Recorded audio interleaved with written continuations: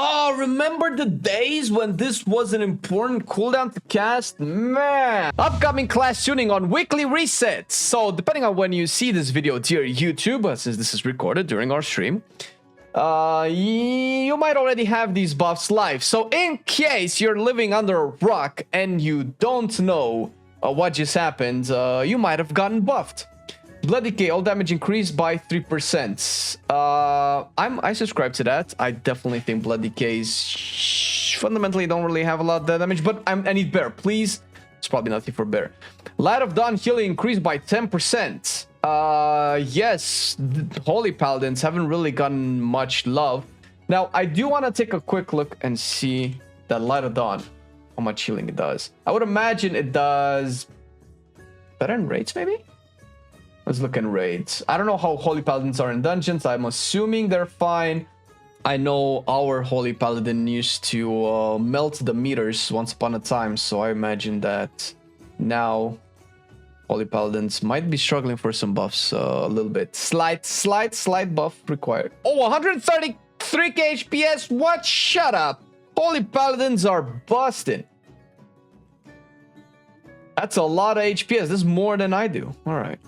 Okay, so Light of Dawn is their biggest heal. 10% should be very good then. Protection. Greater Judgment bonus to your next Holy Power ability against the afflicted target increased to 40%. Yeah, single target. Hammer of Wrath damage increased by 30%. Hammer of the Righteous damage increased. This needs... Like, this would have needed way more damage, I feel. Hammer of the Righteous does pitiful damage because you're taking it into Blessed Hammer. 20% doesn't feel like it's a lot though. But these feel like they're addressing single target. However, 60k DPS on Kurog, on Pro Paladins. It's not too bad. It's kind of a mix of AoE, cleave, single target. Shield of the Righteous, Blessed Hammer. 20% of this is close to 1% extra damage. Maybe overall, maybe single target. 30% of Hammer of Wrath is really good. So it's not too bad.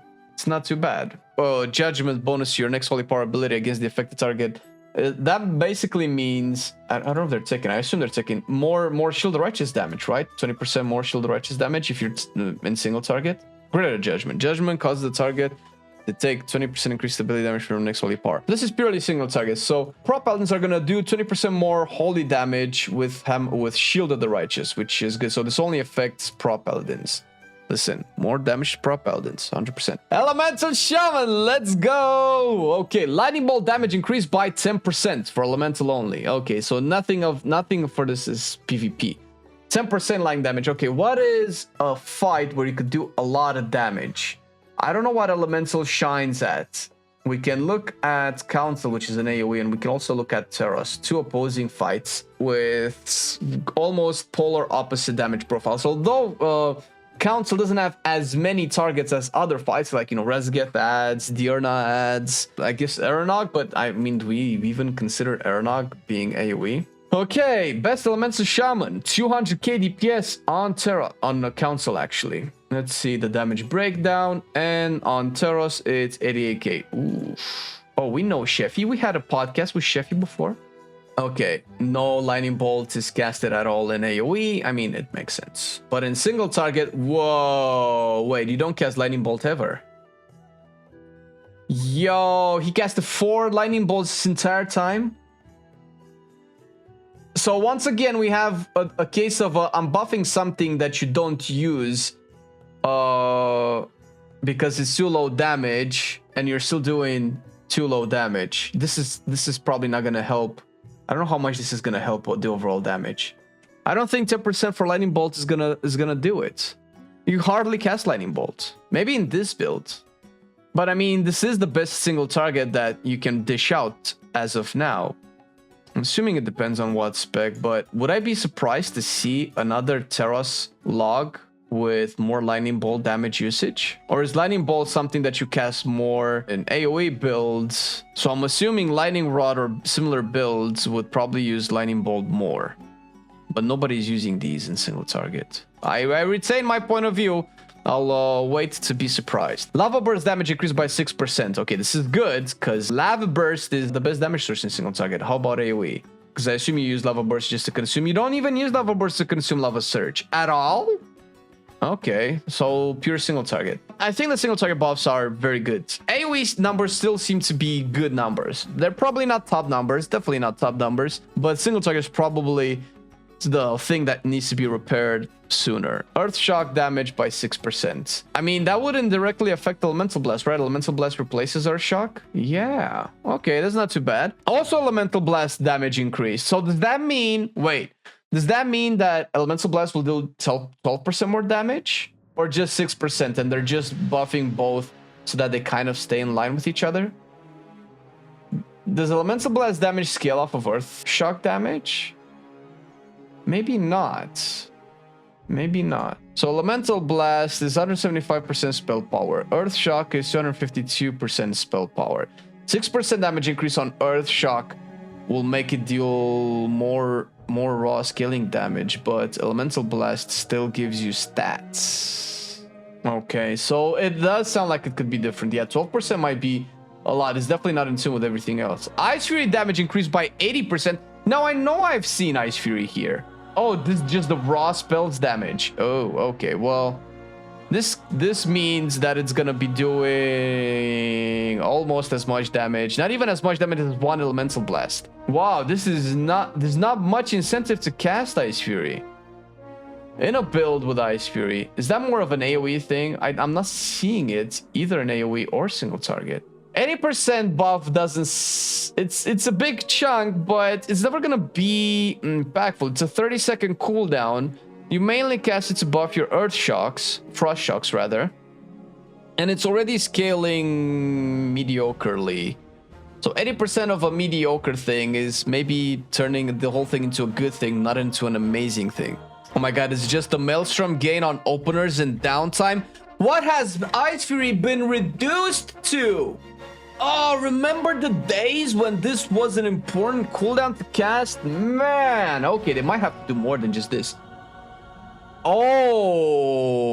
Okay, Ice Fury buffs Frost Shock to generate 40. This is 50% more Maelstrom from Ice Furies. Isn't this big? Can we put this into perspective? How much Maelstrom does Lightning Bolt generate? I cannot see it. Lava Surge, Lava Burst. 10. Oh my god. Oh my god. Well, dude, that means that Frost Shocks will generate more Maelstrom than Lava Bursts. Do we know for sure that this will make Frost Shock more important? Yeah, it's very few Frost Shocks. Okay, so the things that are buffing are not necessarily... they're either not talented into or hardly ever played. So this is very misleading. Frost Shock damage increased by 15% for Elemental only. That's still... okay. Alright, so I do have a couple of opinions. Let's see what the dev notes say. These changes are aimed at improving Elemental single target damage. You also felt that Ice Fury should deal more damage so that the spell is not solely focused on the follow-up Frost Shocks. Okay. So once again, we've had this point discussion before, especially with Fire Mage, which we have I am definitely standing behind and clearly proved my point right. So the problem when you have a spec that's underperforming, right? Elemental is clearly underperforming most specs. We can probably break it down as much as we want. AoE seems like it's fine though, so I don't want to trash it too much. We can probably look at overall Terra standings. Don't take this with a grain of salt, by the way, because it's not 100% indicative, but this is where Elemental is. It's fairly down. So the top logs for Elemental, or the upper median is 80k, and you take Beastmaster, which is like 94k, and the lowest is about 74k. So there's a pretty big difference between Elemental and a lot of other specs. Sure, there are other specs that can use it a little bit more. This is all percentile. We can go at max percentiles and see where Elemental is. Elemental is even worse. If you go and you look at people playing the spec perfectly in single target with minimal downtime and the most amount of buffs, Elemental is the second worst single target spec in the game, with Boomy still taking the cake as being the worst single target. That's besides the point. So we can probably all agree that Elemental has problems in single target. Not just Elemental, but let's say with Boomy, maybe you don't care that much because you just melt stuff in AoE. So there's like that, you know, that counterbalance. So what they're doing is they're buffing. Like the only real buffs that matter, I feel, are these. right? Lightning Bolt is hardly ever casted, even in single target. Ice Fury and by extension Frost Shocks are also very hardly ever casted. So when you buff something that's underperforming, and let's say Elemental uses A to deal its damage and it's lower than everybody else, but yet then you buff B, which is worse than A, does that mean that Elemental as a whole has received a much better buff or much better throughput in its overall standing? I don't think so. This is kind of what happened with Fire Mage, which we have still seen that, you know, they're struggling, not in single target, but AoE. But that's besides the point. This is why I am not a big fan of these. Like, if they want this, like, oh my god, we want Elemental to cast more Ice Furies and Frost Shock. This is not enough, clearly. This actually sounds pretty cool. This is a lot of Maelstrom. But this 15% Frost Shock is... it sounds like it's okay. But at the same time, you still buff everything else that's keeping you from using these. So the reason why, from my understanding, from looking at logs and from what chat is saying, Ice Fury and Frost Shocks are not necessarily used because they're obviously low priority, and the reason why they're low priority is probably because the damage return and the resource gain returns are fairly low. But you buff all of that. But you buff also the things that are taking priority over them. So how much is all of this going to change Elemental? This is my main question out of all of this. But at the end of the day, it's buffs, and buffs are always good. And we hope we see more buffs. I mean, every spec that has suffered so far has received buffs over the course of a couple of resets. So it's likely that these will not be the last Elemental buffs that we will see.